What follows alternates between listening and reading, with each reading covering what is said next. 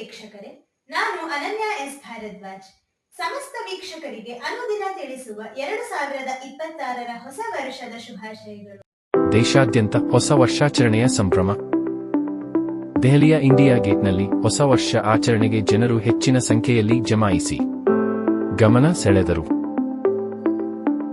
ಒಡಿಶಾದ ಪುರಿಯಲ್ಲಿ 2026ರ ಹೊಸ ವರ್ಷವನ್ನು ಗುರುತಿಸಲು ಪದ್ಮಶ್ರೀ ಮರಳು ಕಲಾವಿದ ಸುದರ್ಶನ್ ಪಟ್ನಾಯಕ್ ಅವರು ಕಮಲದೊಳಗೆ 20 ಅಡಿ ಎತ್ತರ 50 ಅಡಿ ಉದ್ದದ ಮರಳು ಶಿಲ್ಪವನ್ನು ರಚಿಸಿ ಹೊಸ ವರ್ಷದ ಶುಭಾಶಯಗಳನ್ನು ಸಲ್ಲಿಸಿದರು.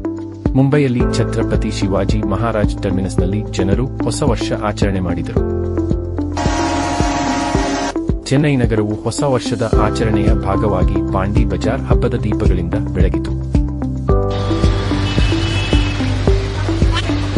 ಹೈದರಾಬಾದ್ನ ಜನರು ಪಟಾಕಿ ಸಿಡಿಸಿ ಸಂಭ್ರಮಾಚರಣೆಯೊಂದಿಗೆ ಹೊಸ ವರ್ಷ 2026 ಸ್ವಾಗತಿಸಿದರು. ರಾಜ್ಯದ ರಾಜಧಾನಿ ಬೆಂಗಳೂರಲ್ಲಿ ಹೊಸ ವರ್ಷ ಆಚರಣೆಯ ಸಂದರ್ಭದಲ್ಲಿ ಮಹಾತ್ಮ ಗಾಂಧಿ ರಸ್ತೆ ಮತ್ತು ಬ್ರಿಗೇಡ್ ರಸ್ತೆಯಲ್ಲಿ ಭದ್ರತಾ ವ್ಯವಸ್ಥೆ ಮಾಡಲಾಗಿತ್ತು. ಮೈಸೂರಲ್ಲಿ ರಾತ್ರಿ ಆಕಾಶದಲ್ಲಿ ಪಟಾಕಿಗಳ ಬೆಳಕಲ್ಲಿ ಬ್ಯಾಂಡ್ ಬಾರಿಸುವ ಮೂಲಕ ಹೊಸ ವರ್ಷವ ಸ್ವಾಗತಿಸಿದರು.